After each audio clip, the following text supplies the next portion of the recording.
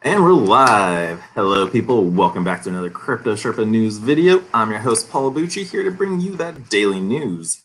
In today's video, we're going to cover 300 Ethereum lost in a failed transaction. New Jersey gives BlockFi another month before a new account ban. PayPal setting up for some superset. And Bitcoin mining picks up in Kazakhstan.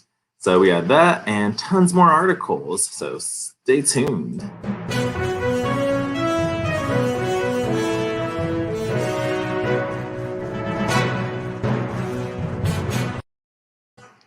All right, we're back. So before we get started, I get my screen shared up with you. Please give this video a thumbs up, like, share with your friends. And also, if you're getting into the cryptocurrency world and you don't know how to, might as well try booking a Bitcoin consultation or crypto consult. Why can't I say that? Book a consultation or consultant when cryptocurrencies. That's the one, because I got my own site linked down below, Crypto Sherpa LLC. But if not me, check out Bitcoin consultants worldwide. I'm partnering up with them, with a great team of people out there who know what they're doing and getting you started. So go ahead.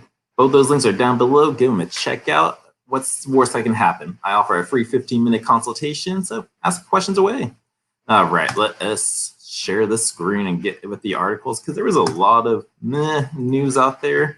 I feel like this 300 Ethereum loss was the biggest of them all, but it's like we're in a lull moment in cryptocurrencies right now.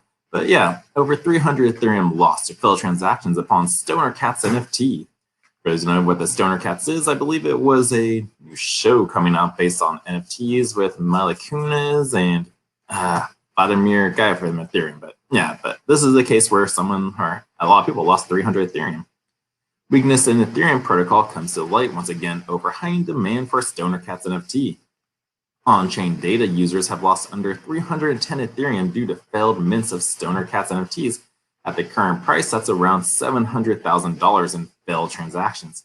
Ooh, that's gotta hurt. But here's a tweet from Oxwave. Failed mints of Stoner Cats TV have lost users over 300 Ethereums total. Eesh. As you can see here, the query results, Stoner Cats failed transactions, 309. Oh, that's bad. But this issue brings light once again flaws within the Ethereum protocol. But what exactly went wrong? What happened? Explaining the situation, Oxwave said users who lost out failed to set their gas limit high enough. This meant their transactions were left in limbo as miners opted to write other higher paying transactions into the blockchain instead. In this case, the gas limit wasn't set high enough to cover all setups in this transaction, so the transaction failed. However, it's not failing until it runs out, so 100% of the allocated gas is actually being used even without the transaction being succeeded. Yikes, that sucks. So as is the way of Ethereum, users are still charged even if the transaction runs out of gas. The same problem drew major attention during summer last year when gas fees spiked as high as 710 GWELs? I'm not sure what that stands for. But back then, the cause of the problem was DeFi mania, as users flooded the network in hopes of massive returns. High Ethereum gas prices result from poor scalability, which arises when the number of transactions approaches network capacity. During such situations, competition for transactions to be written into the blocks increase, incentivizing miners to prioritize the highest price transactions. The devs are being held responsible for not setting the default gas limit high enough. Then again, perhaps it failed to anticipate the demand for the Stoner Cats NFT.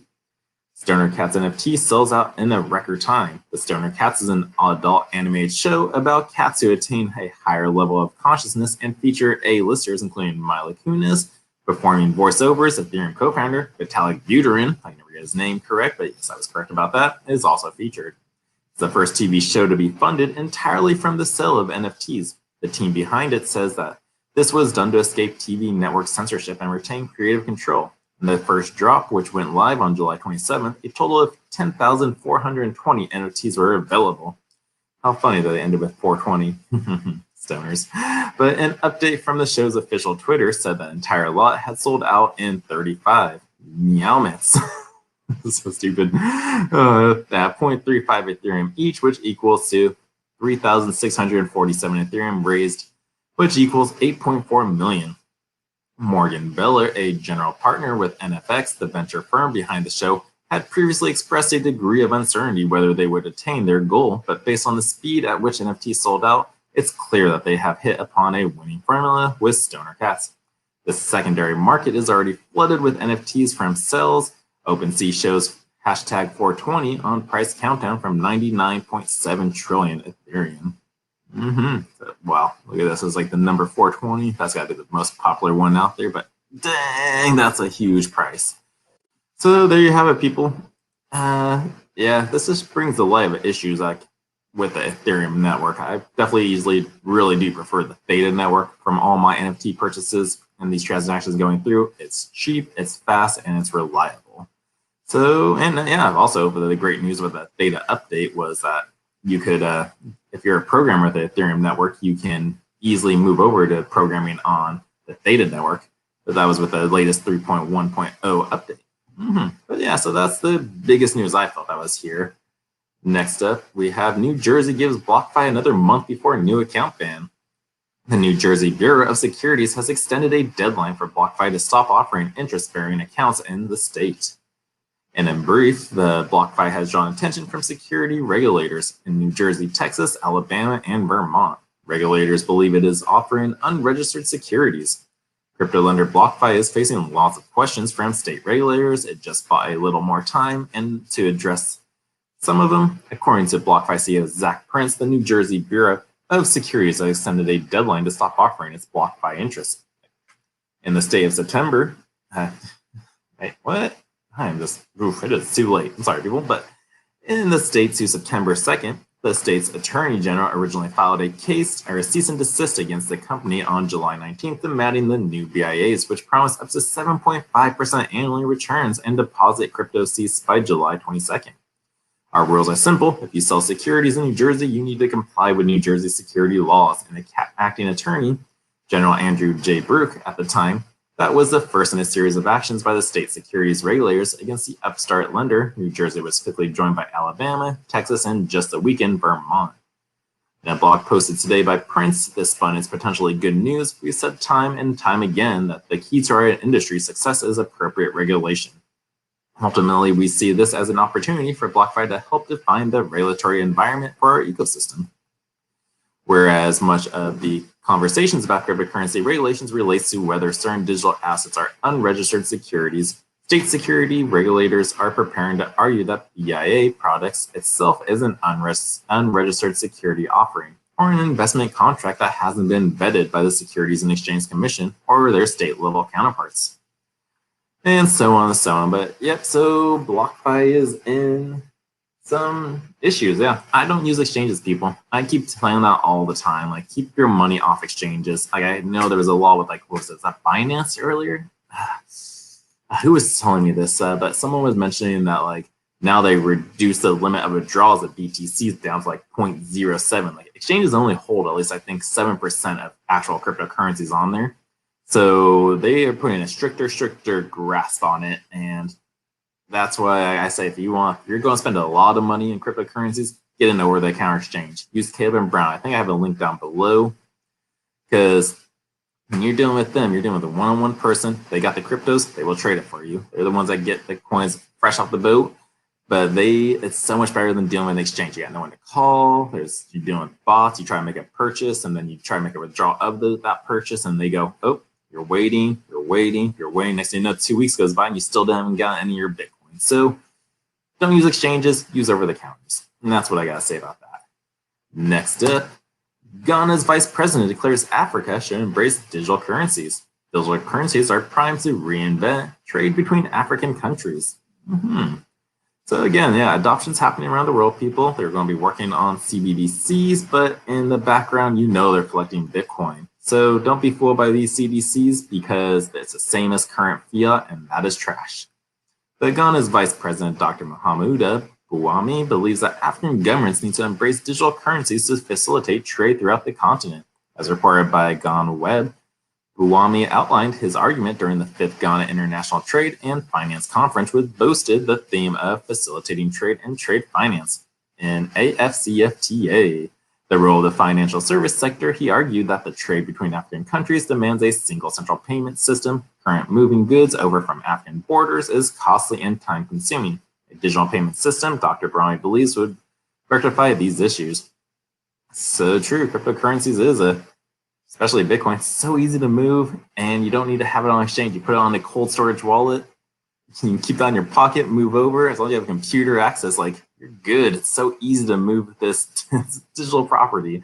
It's amazing. Like, you don't have to chug lugs of gold, silver, or paper dollars or whatever. You won't get banned from a bank account because you're in control of your cryptocurrencies. And that's why I agree with that part, but yeah, centralized digital bank currencies, yeah, don't do it. They're the middleman. Cryptocurrency is all about getting rid of the middleman and you being in control.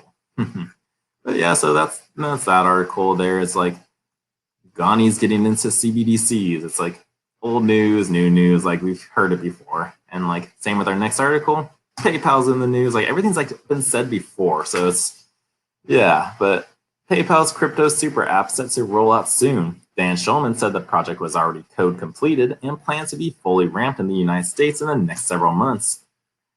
Payment provider company PayPal said its users may not have much longer to wait to have greater crypto functionality through the platform. During the PayPal's Q2 2021 investor update called today, CEO Dan Schulman said that the initial version of the company's super app wallet was code complete. The PayPal president said that the company planned for the wallet to be fully ramped in the United States in the next several months. The super app wallet will feature high-yield savings, early access to direct deposit funds, messaging capability, additional crypto capabilities, and more. Schulman said each wallet would be unique, driven by advanced AI and machine learning capabilities. PayPal reportedly that it had more than 400 million active user accounts as of June 30th, with $311 billion in total payment volumes for the second quarter of 2021. The firm also added 14.5 million new active accounts, bringing its user base to 392 million. Venmo, the PayPal-owned payments, which launched crypto trading in April, had roughly 58 billion in the total payment volume for the second quarter of 2021, with 76 million active accounts. We're on a few payment companies to allow consumers to use cryptocurrency as a funding source, said PayPal CEO. We also are seeing strong adoption and trading crypto on Venmo.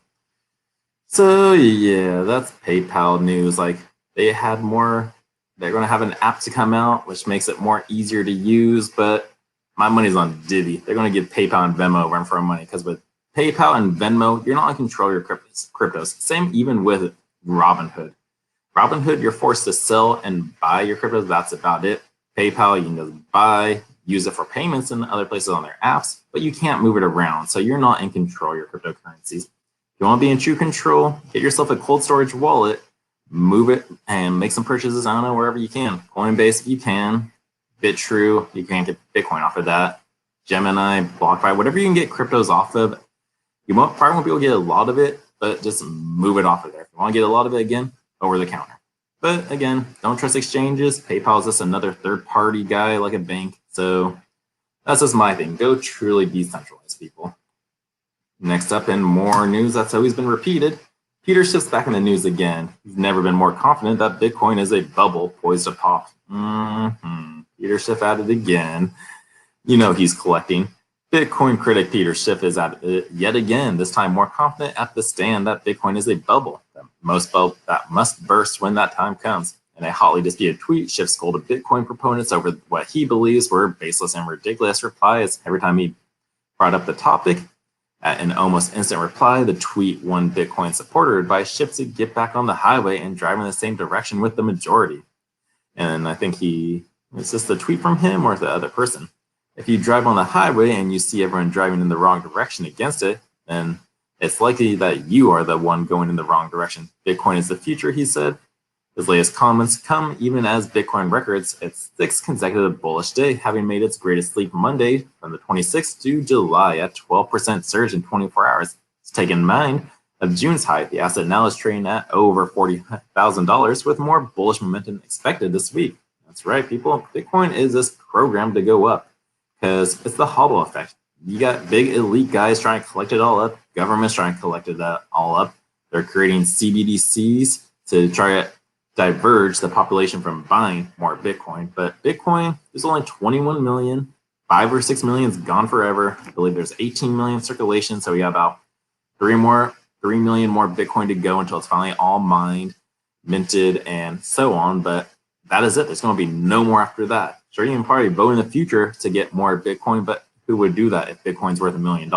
no one's going to vote on that. So Bitcoin's going to just keep going up because the hollow effect. You know what the hollow effect is people are holding on for dear life and they are not going to sell for the life of them.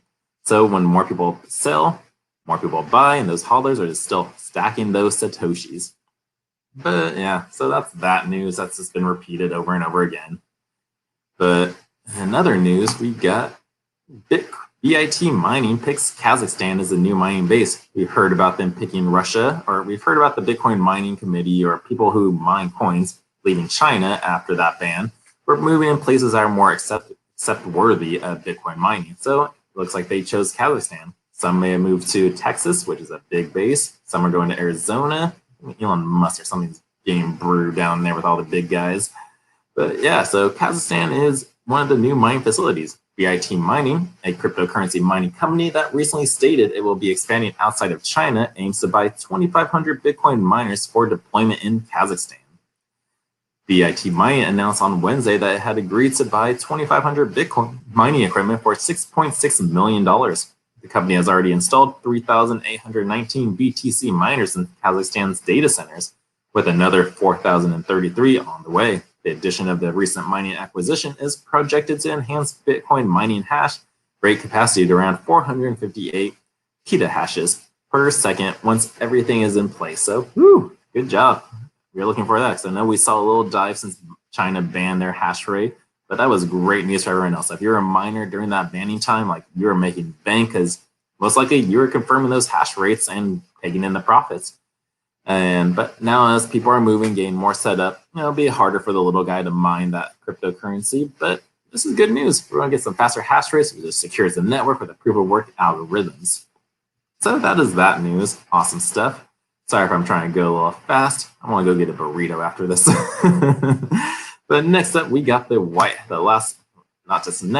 lastly for today's articles, we got the White House says crypto tax enforcement will help pay for bipartisan, so many isms out there, but bipartisan infrastructure deal. A month in the making of the infrastructure bill in the U.S. Senate will be partially paid by for enhanced tax enforcement of cryptocurrency. The White House said Wednesday, though the text of the legislation said to be struck Wednesday after a long period of times, acrimonious negotiations between Democrats and Republicans on Capitol Hill is not publicly available. A White House fact sheet mentions that crypto tax enforcement as of one of the spending offices to help finance the multi-billion-dollar infrastructure project. So I think I just did not read that correct at all. You guys mind if I just take a bit, go back, and reread that entire paragraph? Though the text of the legislation said to be struck on Wednesday after a long period of, at times, acrimonious negotiations between Democrats and Republicans on Capitol Hill, it is not publicly available. A White House fact sheet mentions crypto tax enforcements as one of the spending offsets to help finance the multi-billion-dollar infrastructure project.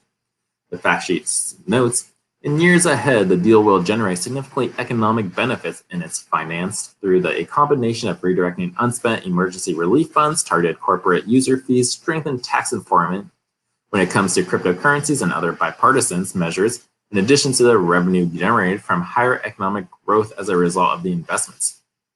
CoinDesk reported on Wednesday that the separate fact sheet is reviewed, said that the bill would raise some of $28 billion from high-end reporting requirements for exchanges and brokerage, though it wasn't nearly clear across what length of time that amount of money would be garnered. According to the documentation obtained by the block, the deal crypto elements are described as following. The bipartisan infrastructure framework applies for the information reporting requirements to digital assets, including cryptocurrency, to ensure they are properly reported to the IRS. The provision includes updating the definition of broker to reflect the realities of how digital assets are acquired and traded. The provision further makes clear that broker-to-broker reporting applies to all transfers of covered securities within the meaning of Section 6045G3, including digital assets. Additionally, the digital assets are added to the current rules requiring businesses to report cash payments over $10,000. The document shared that with block. I need some food and water. The documentation shared with the block also included the $28 billion figure, which appears to be an estimate from the Joint Committee of Taxation of JCT.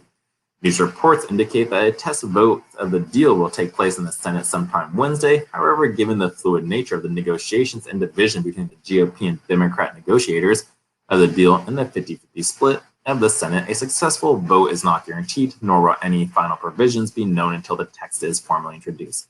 For example, Republican senators have pushed back against the inclusion of enhanced IRS enforcements in the bipartisan bill, though it appears that the existing draft retains the crypto-specific provisions. Former President Donald Trump has also urged Republicans in the Senate to reject the deal. If and when the Senate passes the bill, it must be harmonized with legislation out of the Democratic control House of Representatives. This is a developing story and will be updated. So yeah, this is still in the work. We'll see what's going to go on with this, because I know they're trying to announce like a bunch of new bills to fix up like states, bring chip mining to our country. Let's give every mother $300 a month. It's like there's a bunch of stuff they're going to pay for. So if you want to kind of avoid this, educate yourself in the crypto currency world. Don't keep your money on exchanges, because then it will be taxed. If you want to try to keep your cryptos hidden in a way, get a cold storage wallet. Move your currencies there, make purchases only through over-the-counter exchanges, probably that are not in the Americas if you're living in America. And then that way, you're pretty much solid, because they're not going to report that to it, and you can't track down your cryptocurrencies on your cold storage wallet because it is offline. There's nothing linking you to it. You don't need an email. The only thing when you get a cold storage wallet is your seed phrase. That is the most important thing, because without that, you're not in control of your cryptos. But that is it, people. That is the news for the week. We look currently at the market. Refresh this, but I'm not sure if it's been updating. It looks like it. But yeah, Bitcoin is still above 40,000. Yeah. We're up 24.5% in the past 7 days. Ethereum's at 2,200, almost at the 23. So that is moving up too as well. We're in the green again, baby, and that is awesome. XRP is at 70 cents. I remember I was watching Robert Kiyosaki today, and a lot of people are going XRP to the moon. But if you're watching Robert Kiyosaki and you study his beliefs of the Rich Dad Poor Dad series, you want to know you're not really a centralized person. Robert Kiyosaki teaches decentralized mindset and basically don't trust the banks. XRP is centralized, and also they work with the banks, so it's a double whammy. So for someone watching the Rich Dad Poor Dad series on YouTube and then they're still promoting XRP, I don't think you really listen to the Rich Dad series, and maybe you need to listen to it again. Dogecoin is at 20 cents. I don't know why people keep putting their money into it. It's an inflationary token. 15 million is made every day. So in order to get to a dollar coin, like 15 million, or if you want this price to increase, 15 million plus is going to have to be flown into this market cap in order to increase. So you do what you want, people. Do your research. Litecoin's at Litecoin's at 140. Ooh, nice. Love that. It's almost my Disneyland ticket. I got my Litecoin card loaded up, waiting to get that Disneyland purchase so I can go have some fun with my friends. Let's see what else we got. Theta's at 575. It's down 4% today, but still up 29% for the week. So that's some great news. Filecoin's at 49, and AMP's at 7 cents. So that one's moving up. It's at 78%. John Kim, that Litecoin guy, is definitely a big promoter of it. And also the AMP is a part of the Flexon network, which was a part of the New York DYC exchange or something. I did an article on that in the past. I keep getting some articles confused or mixed up, but this guy's going to be a big guy. I feel it's going to go somewhere. And lastly, let's take a look at the Crypto Fear to Greed Index. So it's a great way to see if you should buy, hodl, or just stay neutral. And right now we are at neutral. We're at 50. For the past month or two, we were always in extreme fear, low prices, but we were slowly making our way up to the greed section. So this is a good thing to check, because if you don't understand this method right here, extreme fear can be a sign that investors are too worried. That can be a great buying opportunity. But when investors are getting too greedy, that means the market is due for the correction.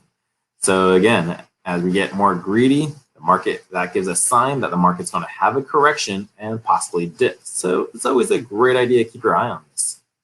And there you have it, people. I hope you got something out of this video and enjoyed it. My tank top sweaty. But yeah, I was able to keep this video pretty short.